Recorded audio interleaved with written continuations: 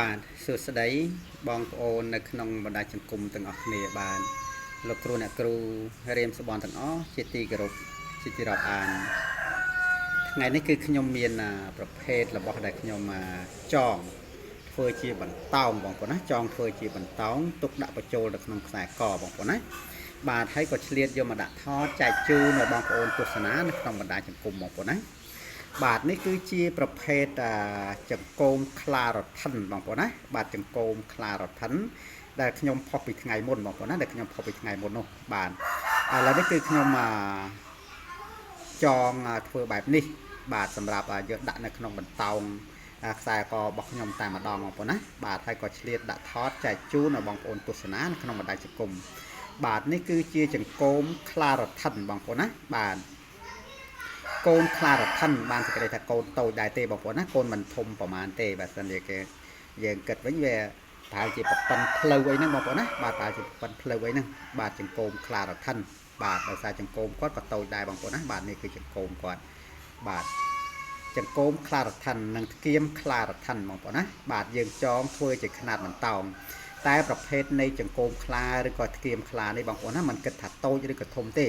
បាទរបស់នេះគឺតៃសាកនៅក្នុងព្រៃបងប្អូនណាបាទរបស់តៃសាកនៅក្នុងព្រៃហើយបោះខ្មែរយើងសុទ្ធសាធតែម្ដងបងប្អូនណាបាទបោះខ្មែរយើងសុទ្ធសាធតែម្ដងបាទហើយខ្ញុំក៏ចងធ្វើជាຂະຫນាតបន្តោងបែបនេះសម្រាប់ដាក់នៅក្នុងបន្តោងខ្សែកបងប្អូនណាដាក់ក្នុងបន្តោងខ្សែកចង្កូមខ្លាឬក៏ថ្កៀមខ្លាបងប្អូនទាំងស្រាប់ហើយពីអានុភាពនៃការប្រើប្រាស់របស់លោកបងប្អូនណាបាទសម្រាប់ខាងរិទ្ធអំណាចខាងរិទ្ធដែលជះការពីរនៅអំពើមុនខ្មៅទាំងឡាយទាំងពួងបងប្អូនណាបជាគ្រោះបជាភ័យបាទសម្រាប់ការពីសពគ្រប់បែបយ៉ាងបងប្អូនណាបាទអ្នកដែលចាញ់ច្រាបគេអ្នកដែលទៅណាមកណាតែងតែមិនហ៊ាននិយាយស្ដីជាមួយគេបាទមានចង្កូមខ្លានេះឬក៏ថ្កៀមខ្លានេះនៅជាប់នឹងខ្លួនគឺមានរិទ្ធមានតជានិងមានអំណាចបងប្អូនណាធ្វើឲ្យបងប្អូនយើងគោរពស្រឡាញ់យើងមកវិញបងប្អូនណាដូចខ្ញុំបានជម្រាបចឹង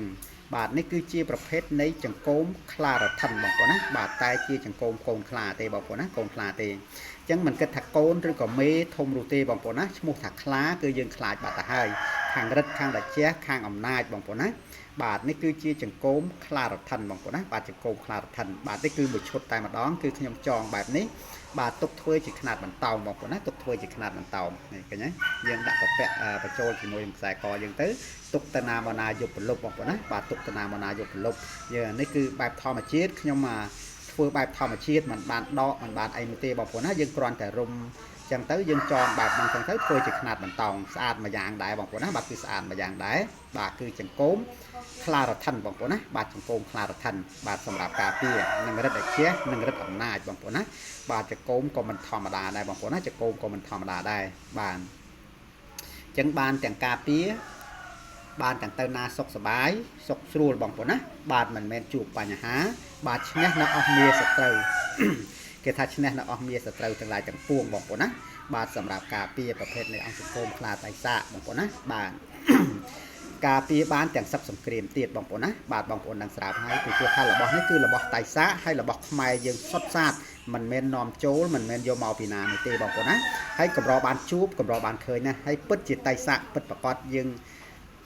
ទំនុកទឹកយើងគេថាយើងមានទំនុកចិត្តលើខ្លួនយើង 100% បងប្អូនណាបាទថាជារបស់តៃសាពិតប្រកបតែម្ដងបាទអញ្ចឹងការប្រើប្រាស់និងការនេះហ្នឹងគឺវាជាការប្រសើរបងប្អូនណាបាទហើយខ្ញុំធ្វើបែបនេះគឺមួយយ៉ាងដែរបងប្អូនណាបាទហើយក៏ឆ្លៀតដាក់ថតតែម្ដងទៅបាទតែបើសិនជាខ្ញុំធ្វើបែបនេះហើយបើសិនជាបងប្អូនដែលគាត់មើលឃើញហើយស្រឡាញ់ចង់បានបងប្អូនណាបាទគឺសូមតំណតាមលេខទូរស័ព្ទខ្ញុំបាទដែលនៅខាងក្រោមឬក៏តាមរយៈលេខ Telegram ខ្ញុំបាទគឺលេខ Smart ទាំងឯងបងប្អូនណាគឺលេខ Smart ទាំងឯងបាទហើយក៏សូមអរគុណច្រើនដែលបងប្អូនទាំងអស់ចូលទស្សនានៅក្នុង Page ខ្ញុំបាទដែលមានទំនុកទុកចិត្តលើ Page ខ្ញុំបាទឲ្យខ្ញុំបាទផ្ញើអីវ៉ាន់គ្រប់ទីកន្លែងទាំងអស់តែម្ដងបងប្អូនណាហើយបើសិនជាខ្ញុំនិយាយទៅកលលឹះលុះនៅពាក្យសម្ដីត្រង់កន្លែងណាមិនសមរម្យក្តីឬក៏រៀបរាប់មិនបានក្បោះក្បាយក្តីបងប្អូនណាបាទក៏សូមខន្តីអភ័យទោសផងបងប្អូនណាសូមខន្តីអភ័យទោសផងនៅចុងបញ្ចប់នេះក៏សូមជូនពរឲ្យបងប្អូនទាំងអស់បាទជួបប្រទះតែសេចក្តីសុខនិងសេចក្តីសប្បាយរស់ស៊ីទទួលទានមានបានទាំងអស់គ្នាបងប្អូនណាបាទសូមអរគុណច្រើនហើយក៏សូមជម្រាបលាបាទសូមជម្រាបលាបាទនេះគឺជាប្រភេទនៃចង្កូមខ្លារដ្ឋិនបងប្អូនណាបាទរបស់ខ្មែរយើងសុទ្ធសាធតែម្ដង